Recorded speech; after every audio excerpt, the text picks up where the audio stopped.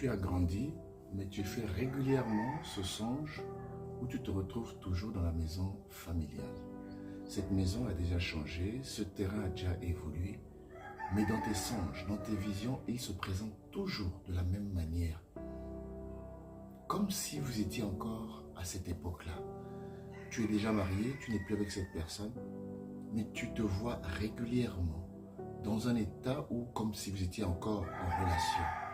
Oui, il y a plusieurs lieux que tu as déjà quittés, des villages, même un village natal, qui a déjà beaucoup changé, qui s'est peut-être modernisé, mais chaque fois tu le vois toujours dans cet état.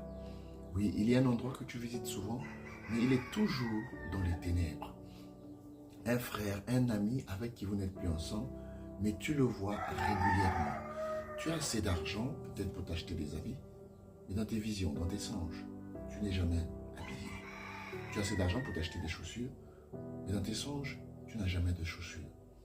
C'est assez curieux. J'ai envie de te dire, est-ce que tu sais que le temps peut avoir été figé? Le temps peut avoir été bloqué. Le temps que tu vis n'est pas exactement celui qui se passe dans le monde spirituel. Je vais t'expliquer. Il y a une histoire très intéressante dans la Bible, celle de Gédéon. Tu pourras la parcourir dans le livre de Juges à partir du chapitre 6, prenant peut-être à partir du verset 11 jusqu'au verset 25. C'est un jeune homme d'une tribu assez minime et qui reçoit un ange. Il scelle son offrande. Il fait l'offrande et l'ange agrée l'offrande, donc de la part de Dieu. Et l'ange l'appelle vaillant héros. L'Éternel l'appelle vaillant héros. L'Éternel lui dit, tu battras Madian. Autrement dit, l'onction est sur lui pour dire, va, tu vas battre Madian. Mais alors qu'il s'apprête à partir, l'ange lui dit non. La même nuit, dit la Bible, la même nuit où il a été visité, la même nuit où il a reçu la grâce, la même nuit, l'ange lui dit, ne cours pas vers le futur. Parce que dans ta maison, le temps a été bloqué. Dans ta maison, il y a un autel.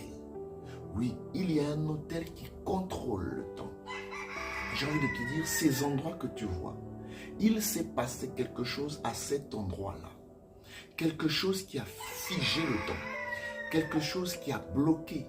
Quelque chose qui est devenu comme une forme de prison. Vous avez avancé, vous avez grandi.